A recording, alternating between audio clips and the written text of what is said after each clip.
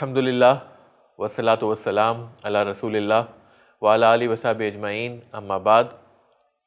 अऊज़ु बिल्लाहि मिनश शैतानिर रजीम बिस्मिल्लाहिर रहमानिर रहीम। इन्नद्दीना इंदल्लाहिल इस्लाम रब्बि इश्रह ली सदरी व यस्सिर ली अमरी वहलुल उक़दतम मिन लिसानी यफ़क़हू क़ौली। मैं आप सबका दावा साइकोलॉजी की सीरीज़ के 7वें एपिसोड में खैर मक़दम करता हूँ। अस्सलामु अलैकुम व रहमतुल्लाहि व बरकातुहू। हम चेंजिंग पीपल्स बिहेवियर के बारे में बात कर रहे हैं और इसके लिए हमने बहुत सी टेक्निक्स हम अभी तक सीख चुके हैं और आप लोगों को करना क्या है, इन टेक्निक्स को आपको अप्लाई करना है, इन टेक्निक्स को आपको यूज़ करना है।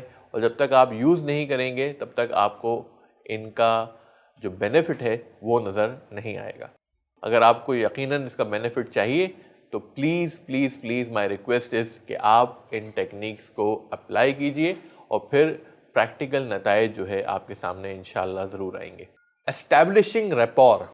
रैपोर एक बहुत ही इफ़ेक्टिव टेक्निक है। यानी कि अगर आप दावत का काम कर रहे हैं और आपको एक अजनबी शख्स दिखता है, मिसाल के तौर पर आप अपने अपार्टमेंट में रहते हैं और एक नया सिक्योरिटी गार्ड वहाँ पे तैनात किया जाता है, तो आप क्या करेंगे? आपको पता चला है कि वो गैर मुस्लिम है, आपको इस्लाम का मैसेज उस तक पहुँचाना है, तो आप क्या करेंगे? कि आप सीधे जाके उससे कहेंगे हाय हेलो करके आप कहेंगे आप इस्लाम के बारे में जानना चाहते हैं, मैं आपको कुछ इस्लाम के बारे में बताना चाहता हूँ? नहीं। अगर आपने ऐसा किया it will be it will look weird. ये बहुत ही एम्बैरेसिंग सिचुएशन हो जाएगी और वो गार्ड को भी अजीब लगेगा। तो करना क्या है हमें, ताकि सिचुएशन वियर्ड ना हो, ताकि गार्ड को अजीब ना लगे और आप भी एम्बैरस ना हो और उसे भी बुरा ना लगे, तो हमें पहले क्या करना है, we have to establish rapport. यानी कि हमें सामने वाले से पहले ताल्लुक़ बनाना है। तो आप पहले जाइए, हाय हेलो कीजिए उसको, कैसे हैं आप, ठीक हैं। और फिर हो सकता है कि आप कभी लेट नाइट आएँ और आपने देखा कि आपका सिक्योरिटी गार्ड जो है वो जाग रहा है, हो सकता है आपने एक चाय भेज दी उसको कि भाई क्योंकि आप हमारी रखवाली कर रहे हैं, आप तैनात हैं दरवाजे पे अपार्टमेंट के, तो हमारी तरफ से एक अच्छा जेस्चर कि हमने आपको चाय दे दी। हो सकता है अगली बार आपकी फिर उससे मुलाकात हो, कुछ आपकी ऐसे डिस्कशंस हो जाएं जो आप में और उसके दरमियान शायद वो लाइक्स हों या डिसलाइक्स हों, कि आप दोनों किसी चीज़ को पसंद करते हो या आप दोनों किसी चीज़ को नापसंद करते हो, उनके बारे में डिस्कशन हो जाए। हो सकता है उसे फुटबॉल पसंद हो सकता है उसे क्रिकेट पसंद हो, तो कुछ उस बारे में बात हो जाए। तो इससे क्या होगा, आपका कनेक्शन बैठ जाएगा, आपका ताल्लुक़ जुड़ जाएगा। तो जब आपका ताल्लुक़ जुड़ गया, आपने उसको चाय भी भेज दी, आपने थोड़ा हंसी मजाक से हो गया, कुछ बातचीत हो गई, लाइक्स और डिसलाइक्स के बारे में डिस्कशन हो गया। अब अगर आप उससे इस्लाम के बारे में कोई बात करेंगे इंशाअल्लाह, तो वो फिर आपकी बात सुनेगा और फिर इस्लाम की बात उसको वियर्ड नहीं लगेगी। दोनों आप एम्बैरस फील नहीं करेंगे, बल्कि आप आसानी से इस्लाम की बात उस तक पहुंचा सकते हैं और आप बता सकते हैं कि मैं ये रिलीजन फॉलो करता हूं और ये इस्लाम के बारे में मैं तुमको कुछ बताना चाह रहा था। और इस तरह से इंशाल्लाह जब रैपोर इस्टेब्लिश हो जाएगी तो फिर इस्लाम की बात करना जो है वो आसान हो जाता है। इसी तरह अगर आप ट्रैवल कर रहे हैं, कई बार क्या होता है, हम बहुत ज़्यादा ओवरडू कर देते हैं रैपोर को। कई लोग जो हैं वो वेदर के बारे में बात कर रहे हैं, क्लाइमेट के बारे में बात कर रहे हैं, या क्रिकेट के बारे में ही करे जा रहे हैं बात, या सॉकर के बारे में ही बात करे जा रहे हैं, फुटबॉल के बारे में, या किसी ऐसे टॉपिक पे जो करंट अफेयर्स का टॉपिक है और उस टॉपिक पे बात करे जा रहे हैं और इस्लाम की बात आ ही नहीं रही। तो डोंट ओवरडू रैपोर। रैपोर को आप ओवरडू मत कीजिए। दूसरी चीज़ जो मैं आपके सामने रखना चाहूँगा रैपोर के ताल्लुक से, कि अगर आप शॉर्ट टाइम है आपके पास, जैसे कि मिसाल के तौर पे आप बस में सफ़र कर रहे हैं और सामने वाला जो है अजनबी जो आपके साथ में बैठा है, आपको इस्लाम की बात उससे करना है, तो आप क्या करेंगे? क्या आप उसके बारे में हालचाल जानना शुरू हो जाएंगे, लाइक्स और डिसलाइक्स के बारे में डिस्कशन करना शुरू हो जाएंगे? इतनी देर में तो वो अगले स्टॉप पे उतर ही जाएगा। तो इसलिए अगर टाइम शॉर्ट है तो rapport is not the best technique. अगर आपके पास अच्छा खासा टाइम है, आप ट्रेन का सफ़र कर रहे हैं और आपके साथ सामने वाला बैठा हुआ है एक ही कंपार्टमेंट के अंदर, तो उसमें आप रैपोर इस्तेमाल कर सकते हैं। ये अच्छी टेक्निक रहेगी कि आप उससे बातचीत करें, उसके बारे में कुछ जानें, अपने बारे में कुछ बताएं, लाइक्स और डिसलाइक्स के बारे में डिस्कशन करें और फिर जो है रिलीजन का टॉपिक आप लेकर आ सकते हैं। धर्म के बारे में बात कर सकते हैं एक दूसरे के, और अगर उसके जहन में कोई गलत फहमी मौजूद हो इस्लाम के बारे में तो हो सकता है वो आपसे सीधा ही आकर पूछ ले, या फिर अगर आप प्रैक्टिसिंग मुस्लिम हैं और वो आपको देखता है तो हो सकता है वो इनिशिएट कर दे रिलीजन के बारे में बातचीत करना। तो अगर टाइम आपके पास अच्छा खासा है तो rapport is one of the best techniques, लेकिन अगर टाइम शॉर्ट है तो शॉर्ट टाइम में rapport is not the best technique. तो उसके लिए फिर आप दूसरी टेक्निक इस्तेमाल कर सकते हैं कि अगर आप कुछ ही वक्त के लिए बस में सफ़र कर रहे हैं और कोई क्रिश्चियन आपके पास आके बैठ जाता है तो आप अपनी एक किताब निकालिए, और हो सकता है उस किताब का नाम हो Christ in Islam by Ahmed Deedat. Ahmed दीदार साहब की जो किताब है क्राइस्ट इन इस्लाम। अब वो जो क्रिश्चियन साहब के साइड में बैठा है वो देखेगा कि कोई मुसलमान है, दाढ़ी वाला है, और वो क्राइस्ट इन इस्लाम की किताब पढ़ रहा है। तो वो आपसे पूछेगा भाई साहब ये क्या पढ़ रहे हैं आप, ये क्राइस्ट इन इस्लाम कौन है? तो फिर आप जो है फौरन उससे बातचीत करना शुरू कर सकते हैं। तो he will initiate the dialogue. इसी तरह अगर वो क्रिश्चियन है और क्रॉस पहना है तो आप पूछ सकते हैं भाई साहब ये क्रॉस क्यों पहने हैं आप समझ रहे बात को? तो अगर आपने पूछा क्रॉस क्यों पहने, आपके बैक ऑफ द माइंड क्या है, मैं क्रूसिफिक्शन के बारे में बात करने वाला हूँ। ठीक है, तो इस तरह से आप दावत का काम जो है इनिशिएट कर सकते हैं। कोई किताब देकर जा सकते हैं इंशाल्लाह। तो किताब देना, डीवीडीज़ देना, सीडीज़ देना, ये सारी चीज़ें शॉर्ट मुलाकात के अंदर, या आप कोई फ्लायर भी छोड़ के जा सकते हैं। एक कोई फ्लायर आपके ऊपर है, ईश्वर के ऊपर कोई फ्लायर बना हुआ है, आपने वो कि ईश्वर है कौन, उसके ताल्लुक से आपने वो फ्लायर उसके हाथ में दे दिया, उसके पीछे आपने अपना नंबर लिख लिया। अब क्योंकि वक्त बहुत कम था, आप अगले स्टॉप पर उतर गए। अब वो अगर आपकी बात से मुतासिर हुआ है, उस फ्लायर से मुतासिर होगा, तो वो आपको ज़रूर उस नंबर पर फ़ोन करेगा इंशाल्लाह। तो ये शॉर्ट मुलाकात के अंदर जो है आप अपनी बात रख सकते हैं। एक बार मैं खुद ट्रेन में जा रहा था, तो ये बात है उस ज़माने की, मैंने जब दावती लाइन में कदम रखा तो ईसाइयत में मुझे बहुत दिलचस्पी थी, क्योंकि अहमद दीदार साहब को सुना था तो उनके लेक्चर्स को मेमोराइज़ कर लिया था। तो हमेशा क्या होता था कि मैं ढूंढता रहता था कोई ईसाई मुझे मिल जाए तो मैं इस्लाम की बात उसके सामने रखूं। तो एक बार मैं ट्रेन में सफ़र कर रहा था तो पता चला कि मेरे साइड में जो बैठा है वो ईसाई है और वो सिगरेट पी रहा था। तो मैंने क्या करा, मैंने सीधे बात शुरू कर दी, क्योंकि बहुत एंथुजियाज़म था। मैं उस ज़माने में यंग था, आज भी यंग हूँ वैसे, लेकिन उस ज़माने में जो है मेरी उम्र काफ़ी कम थी। तो मैंने सीधा जो है ईसाइयत पर बात शुरू कर दी। मैंने कहा तुम्हें पता है, do you know that we Muslims also believe in Jesus? क्या तुम जानते हो कि हम मुसलमान भी ईसा अलैहि सलाम में मानते हैं? इतना मेरा कहना था कि वो शॉक हो गया। सिगरेट पी रहा था वो, उसके हाथ में सिगरेट थी, उसका धुआं रुक गया कुछ देर के लिए। उसने मतलब आउट ऑफ द ब्लू ये आगे एकदम क्या कह रहा है कि हम मुसलमान भी जो है वो ईसा अलैहि सलाम में मानते हैं। तो उसने क्या करा, उसने मुझसे कहा कि क्या तुमको भी सिगरेट चाहिए? यानी उसे लग रहा था कि शायद मैं सिगरेट मांगने के लिए ईसा अलैहि सलाम के बारे में कुछ अच्छा कह रहा हूँ। तो मैंने कहा नहीं मैं सिगरेट नहीं पीता, लेकिन मैं तुम्हें सिर्फ ये बताना चाह रहा हूँ कि ईसा अलैहि सलाम में मुसलमान भी मानते हैं। और फिर अल्हम्दुलिल्लाह काफ़ी अच्छा डायलॉग हुआ, काफ़ी अच्छी बातचीत हुई, और उस ट्रेन के सफ़र में मैंने इस्लाम के ताल्लुक़ से और ईसा अलैहि सलाम के ताल्लुक़ से उसके सामने बात रखी अल्हम्दुलिल्लाह। तो रैपोर ये एक बहुत अच्छी टेक्निक है, लेकिन कई बार क्या होता है कुछ लोग टेक्निक्स गलत जगह भी इस्तेमाल कर देते हैं। एक दाई ने नबी करीम सल्लल्लाहु अलैहि वसल्लम की एक टेक्निक इस्तेमाल की और वो काम नहीं करी, यानी वो टेक्निक कारगर साबित नहीं हुई। तो उसे बहुत शौक लगा कि नबी करीम सल्लल्लाहु अलैहि वसल्लम की टेक्निक मैंने इस्तेमाल करी और वो काम नहीं आई। उसका एक गैर मुस्लिम दोस्त था जो कि काफ़ी प्रोमिस्कस था। प्रोमिस्कस समझते हैं हम, यानी कि उसके काफ़ी अफेयर्स थे, बहुत सारी गर्लफ्रेंड्स थी। कभी इसके साथ अफेयर करता था, कभी उसके साथ अफेयर करता था, कभी उसको घुमाने लेके जाता था, कभी उसके साथ डिस्कोथेक जाता था। तो इस तरह से उसके ताल्लुकात थे। तो इस शख्स ने, इस मुसलमान दाई ने उससे कहा कि भाई ये सब करना तुम छोड़ दो, ये अच्छी बात नहीं है। क्या तुम्हें अच्छा लगेगा कि तुम्हारी बहन के साथ कोई ऐसा करे? तो उस लड़के ने जवाब दिया, उस गैर मुस्लिम लड़के ने जवाब दिया कि अगर मेरी बहन राज़ी है और उसके साथ जो है बॉयफ्रेंड वो भी राज़ी है तो मुझे कोई परेशानी नहीं है। मुझे क्या परेशानी हो सकती है, वो जाने, उनका काम जाने। तो आप बात को समझ रहे हैं।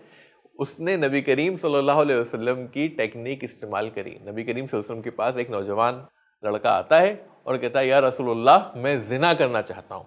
ये हदीस आप सबको पता होगी कि उसने कहा कि मैं ज़िना करना चाहता हूँ। तो नबी करीम सल्लल्लाहु अलैहि वसल्लम ने कहा क्या तुम्हें ये बात अच्छी लगेगी? कि तुम्हारी बहन के साथ कोई ये काम करे या तुम्हारी माँ के साथ कोई करे, और नबी करीम सल्लल्लाहु अलैहि वसल्लम ने एक के बाद एक नाम लिए। तो उसने कहा यकीनन मुझे ये बिल्कुल गवारा नहीं होगा कि मेरी बहन या माँ के साथ ये काम कोई करे। तो नबी करीम सल्लल्लाहु अलैहि वसल्लम ने कहा तो फिर तुम किसी और की माँ और बहन के साथ ये कैसे कर सकते हो, और वो शख्स जो है मान गया। लेकिन वही टेक्निक जब इस शख्स ने, इस मुसलमान दाई ने इस गैर मुस्लिम दोस्त के साथ इस्तेमाल की, तो उसने कहा कि हाँ, अगर मेरी बहन करना चाहती है ज़िना तो कोई मसला नहीं है, अगर मेरी माँ ज़िना करना चाहती है तो मुझे कोई मसला नहीं है। तो हुआ क्या कि एक जगह नबी करीम सल्लल्लाहु अलैहि वसल्लम ने जब ये टेक्निक इस्तेमाल करी तो ये काम कर गई, लेकिन जब इस मुसलमान दाई ने ये टेक्निक इस्तेमाल करी तो काम नहीं कर पाई, यानी ये टेक्निक कारगर साबित नहीं हुई। क्या फ़र्क है दोनों में? क्यों एक जगह टेक्निक काम आई और दूसरी जगह काम नहीं आई? क्या लगता है आपको? फ़र्क ये है कि नबी करीम सल्लल्लाहु अलैहि वसल्लम ने इस टेक्निक का इस्तेमाल मुसलमान के ऊपर किया था, और इस मुस्लिम दाई ने इस टेक्निक का इस्तेमाल गैर मुस्लिम पे किया। तो दोनों में ज़मीन आसमान का फ़र्क हो गया। मुसलमान के अंदर गीरा है, गैरत है उसके अंदर कि अगर मेरी माँ और मेरे बहन के साथ कोई ऐसा काम करे तो वो बर्दाश्त नहीं कर सकता। लेकिन जो इंसान इस तरह की सोच नहीं रखता और वो वेस्टर्नाइज कल्चर में मुलव्विस है और उसके लिए प्रॉमिस्कस होना कोई बड़ी बात नहीं है, तो वो फिर उसके ऊपर अगर आप ये गीरा वाली टेक्निक लगाएंगे तो कैसे काम करेगी वो? तो इसलिए हमारे लिए बहुत ज़रूरी है कि we should have proper tools at proper place. आप बात समझ रहे हैं? Proper tools at proper place, यानी सही टूल का इस्तेमाल सही जगह पे करना। ये दाइयों के लिए बहुत बहुत इम्पॉर्टेंट है कि आप कौन सी टेक्निक कहाँ पे इस्तेमाल कर रहे हैं।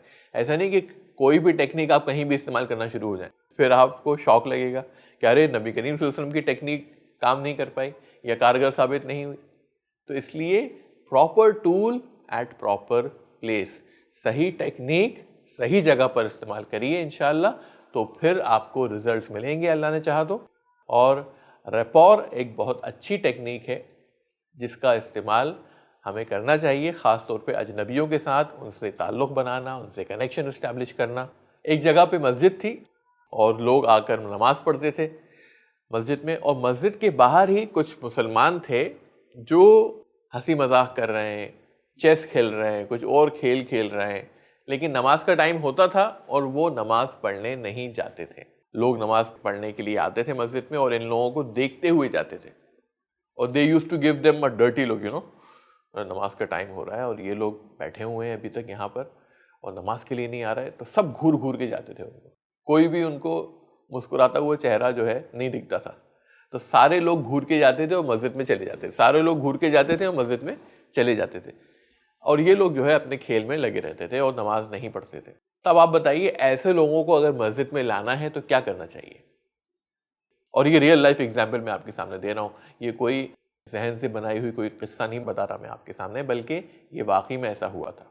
तो एक मुसलमान दाई वहाँ पर आया, उसने देखा इन लोगों को कि ये लोग खेल रहे हैं और मस्जिद में नहीं जा रहे हैं, तो उसने क्या करा, उसने कहा अस्सलाम वालेकुम। वालेकुम सलाम, हाउ आर यू, कैसे हैं आप लोग, सब ठीक ठाक तो है? उसने मुस्कुरा कर बात की उनसे पहले दिन। तो उन लोगों को भी शौक लग गया कि अक्सर जो भी लोग मस्जिद जाते हैं या मस्जिद जाने वाले जो लोग हैं वो सब उन्हें घूर के जाते हैं, और ये पहला ऐसा शख्स है जो उनसे सलाम दुआ करके मुस्कुरा के बातचीत करके मस्जिद में दाखिल हो गया। अगले दिन क्या हुआ, वो फिर आया वो शख्स, उसने फिर सलाम दुआ की, हाथ माथ मिलाया, और इस बार उसने सबको candies they the, you know, chocolates जो होती हैं वो सबको तकसीम कर दी, और बिना कुछ कहे वो मस्जिद में दाखिल हो गए। लोग खुश हो गए कि अरे वाह, ऐसे भी लोग हैं जो मस्जिद जाते हैं और हम लोग मस्जिद नहीं जाते, लेकिन उसके बाद भी हमें कैंडीज देते हैं। तीसरे दिन वो आया, उसने फिर मुस्कुरा के सलाम दुआ करी और कहा कैसे हैं आप लोग, सब खैरियत तो है? तो और उसने कहा कि आप लोग मुसल्ले के बाहर ही बैठे रहते हैं, मस्जिद के बाहर ही बैठते हैं, चलिए आइए नमाज पढ़ते हैं। अब क्योंकि उसने रैपॉर बना ली, कनेक्शन एस्टैब्लिश कर लिया, पहले दिन मुस्कुरा के बात की, दूसरे दिन कैंडीज बांटी, और तीसरे दिन फिर उसने जब मुस्कुरा के कहा कि आप लोग मस्जिद क्यों नहीं आ जाते, नमाज का टाइम हो रहा है, अजान हो रही है, आप लोग आइए अंदर, तो वो लोग उसको मना नहीं कर पाए, और अल्हम्दुलिल्लाह सुम्मा अल्हम्दुलिल्लाह सारे के सारे लोग मस्जिद गए, उन्होंने वज़ू किया, वज़ू करके उन्होंने नमाज पढ़ी। तो आप देखिए कैसे रैपॉर जो है काम करती है, यानी कि जैसे ही आपने कनेक्शन बना लिया, ताल्लुक़ बना लिया सामने वाले से, और फिर आपने जो आप बात करना चाहते थे वो आपने बात करी, तो उसके अंदर जो है अल्हम्दुलिल्लाह सुम्मा अल्हम्दुलिल्लाह आपको चेंजेस नज़र आएंगे और जो आप चाहते हैं कि लोग करें फिर इंशाल्लाह रैपॉर की वजह से वो चीज़ पॉसिबल हो सकती है इंशाल्लाह। अभी तक हमने जो टेक्निक्स सीखी हैं वो चेंजिंग पीपल्स बिहेवियर, यानी लोगों की आदतें कैसे बदलें, लोगों की बुरी आदतें कैसे छुड़वाएं, लोगों के बिहेवियर में कैसे चेंज लाएं। अब हम बात करेंगे चेंजिंग पीपल्स माइंड्स, यानी कि लोगों के जहन को कैसे चेंज करें, उनकी सोच को कैसे बदलें। नबी करीम सल्लल्लाहु अलैहि वसल्लम की एक बहुत ही मशहूर हदीस है कि अगर किसी इंसान को गुस्सा आ जाए, अगर किसी इंसान को गुस्सा आ जाए तो क्या करना चाहिए, बताइए क्या कहा है नबी करीम सल्लल्लाहु अलैहि वसल्लम ने। नबी करीम सल्लल्लाहु अलैहि वसल्लम ने कहा है कि अगर आप उस गुस्से की हालत में खड़े हो तो आप क्या करिए, बैठ जाइए। अगर आप बैठे हो तो आप लेट जाइए, या फिर आप वुजू कर लीजिए तो आपका गुस्सा जो है ठंडा हो जाएगा। तो मेरा कहने का मकसद ये है कि there is a huge link between body and mind. जहन का और बॉडी का बहुत बड़ा ताल्लुक है, यानी कि अगर फिजिकल पोजीशन में चेंज आता है तो उसका असर माइंड पर होता है। मिसाल के तौर पर अगर आप कोई बुरी खबर सुनते हैं तो क्या होता है, लोगों को अगर बुरी खबर होती है तो उनको हार्ट अटैक आ जाता है। तो आप सोचिए बुरी खबर कहाँ सुनी, जहन पे असर हुआ, लेकिन उस जहन पे जो असर हुआ उसका असर हुआ कहाँ, बॉडी पे, दिल पे असर हो गया उसका, फिजिकल बॉडी पे असर हो गया उसका। आपको स्ट्रेस है, स्ट्रेस की बीमारी है, आपको बहुत ज्यादा आप टेंशन ले लेते हैं चीजों का, तो क्या होता है आपके पेट में अल्सर हो जाते हैं। अब पेट में अल्सर है स्ट्रेस आपको, लेकिन अल्सर इफेक्ट कहाँ हो रहा है, आपका पेट में अल्सर हो रहा है आपको। तो आप देखिए कि बॉडी और माइंड इन दोनों का बहुत गहरा ताल्लुक है, बहुत गहरा ताल्लुक है। तो अगर फिजिकल पोजीशन चेंज होगी तो आपके मेंटल पोजीशन पर भी उसका असर पड़ेगा। जैसे कि नबी करीम सल्लल्लाहु अलैहि वसल्लम ने कहा कि अगर तुम्हें गुस्सा आए और तुम खड़े हो तो अगर तुम बैठ जाओगे तो उसका तुम्हारे गुस्से पे असर पड़ जाएगा, गुस्सा कम हो जाएगा। अगर तुम बैठे हो तुम लेट जाओगे तो तुम्हारा जो है गुस्से में कमी आ जाएगी। और अगर तुम गुस्से में वजू कर लोगे, यानी कि ठंडे पानी से आपने वजू कर लिया गुस्से की हालत में, तो क्या होगा, गुस्सा भी उस ठंडे पानी से ठंडा हो जाएगा। तो आप देखिए फिजिकल पोजीशन का असर मेंटल पोजीशन पर हो रहा है। मिसाल के तौर पर नमाज की हालत में, यानी जब हम नमाज पढ़ते हैं तो क्या होता है, नमाज की हालत में हमारी जो फिजिकल पोजीशन है, अल्लाह ताला ने हमें इस तरह की पोजीशन बताई है कि अगर हम वो पोजीशन नहीं रखेंगे तो हमारा जो मेंटल स्टेट होना चाहिए नमाज में वैसा भी नहीं रहेगा। यानी कि हमें नमाज की हालत में कहाँ देखना है, सिजदे की जगह पे देखना है नमाज की हालत में, और हमें हाथ यहाँ रखना है, आप समझ रहे हैं, हाथ बांधना, सिजदे की जगह पे देखना। अगर मैं नमाज की हालत में ऐसे देखने लगूं, हाथ पीछे कर लूं या ऐसे खड़े हो जाऊं नमाज की हालत में, तो क्या मैं इबादत जो मुझे अल्लाह की जिस तरह से करना चाहिए उस तरह से मेरा नमाज में मेंटल स्टेट मेरी रहेगी, बताइए आप, नहीं रहेगी। अगर मैं ऊपर देखने लगूं, साइड पे देखने लगूं, ऊपर नीचे देखने लगूं नमाज की हालत में, लेकिन अगर मैं सजदे की जगह पे ही देखूंगा और हाथ ऐसे करके खड़ा होऊंगा अल्लाह के सामने, तो फिर मेरा मेंटल स्टेट मेरी फिजिकल स्टेट से मैच करेगा, वरना फिर मैं खुशू के साथ, खुजू के साथ नमाज अदा नहीं कर पाऊंगा। तो इसलिए नमाज के अंदर भी जो नबी करीम सल्लल्लाहु अलैहि वसल्लम ने कहा है कि कब बैठना है, कब रुकू करना है, कब सिजदा करना है, ये सारी चीज़ें बहुत ज़रूरी हैं ताकि आपकी जो मेंटल स्टेट है वो आपकी फिजिकल स्टेट से मैच कर सके। एक दाई कुछ नन से बात कर रहा था और बात करते करते क्या हुआ, नमाज का टाइम हो गया। तो उसने नन से कहा, क्रिश्चियन नन्स थी, उसने कहा मैं नमाज पढ़ लेता हूँ और उसके बाद हम कंटिन्यू करेंगे। तो उसने नमाज पढ़ी। जब उसने नमाज पढ़ी और वो सलाम फेरा तो उन क्रिश्चियन नन्स ने उसके पास आके क्या कहा पता है आपको, ये सच्चा किस्सा है। उन्होंने कहा कि हम 20 साल से, पिछले 20 साल से हम ये ढूंढ रहे थे कि जब हम ईश्वर के सामने खड़े हों या ऊपर वाले के सामने खड़े हों प्रेयर के लिए, तो उस टाइम पर हमारी फिजिकल पोजीशन क्या होना चाहिए। तो आपने क्रिश्चियंस को अक्सर देखा होगा कि या तो वो नील डाउन करते हैं, घुटने के बल बैठ जाते हैं, या क्लैस्पिंग द फिंगर्स यानी कि उंगलियों को क्लैस्प कर देते हैं और फिर प्रे करते हैं। उन्होंने कहा हम 20 साल से उन पोजीशंस को ढूंढ रहे थे कि मैं अपनी फिजिकल पोजीशन क्या करूं ईश्वर के सामने ताकि हम कंसंट्रेट कर पाएं प्रेयर के अंदर। हम लोगों को वो नहीं मिली पोजीशन जब तक कि हमने तुम्हें नमाज पढ़ते नहीं देखा।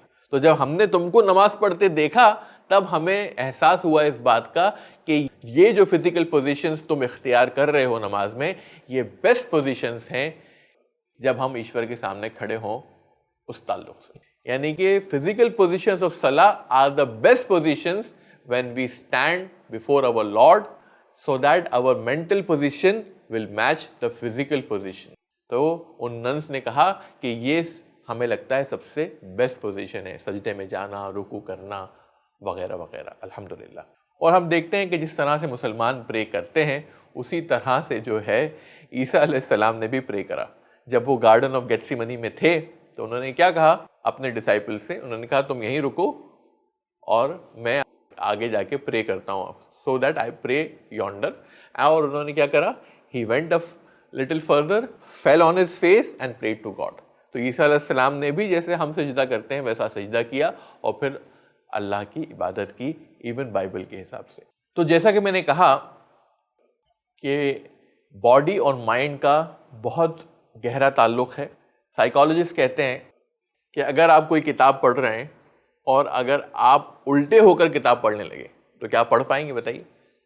सीधी हालत में ही किताब पढ़ सकते हैं। आपने अपना सर नीचे कर लिया और धड़ ऊपर कर लिया तो क्या आप किताब पढ़ पाएंगे? नहीं पढ़ पाएंगे आप। साइकोलॉजिस्ट कहते हैं कि अगर आपका मूड बहुत अच्छा है और आप 5 मिनट के लिए सिर्फ फ्राउन कीजिए, बहुत अच्छे मूड में आप घर पे आए और 5 मिनट आप बस ऐसा करिए, तो आपका जो अच्छा मूड है वो बुरे मूड में तब्दील हो जाएगा। अगर आपका मूड बहुत खराब है, साइकोलॉजिस्ट कहते हैं कि आप सिर्फ 5 मिनट के लिए स्माइल कीजिए, खराब मूड में भी आप सिर्फ स्माइल कीजिए जबरदस्ती, तो धीरे धीरे आप देखेंगे कि उन 5 मिनटों के अंदर आपका जो खराब मूड है वो अच्छे मूड में तब्दील हो जाएगा।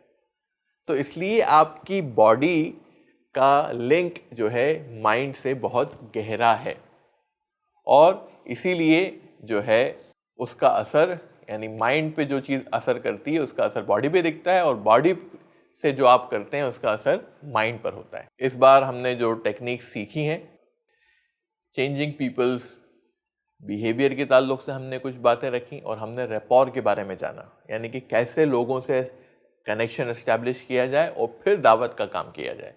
अगर आप किसी अजनबी से सीधे जाकर दावत का काम करेंगे, सीधे जाकर इस्लाम की बात करेंगे तो बहुत वियर्ड लगेगा, अजीब लगेगा, वो भी समझ नहीं पाएगा आप क्या कह रहे हैं और आपको भी अंदर से पूरा एम्बैरस फील होगा।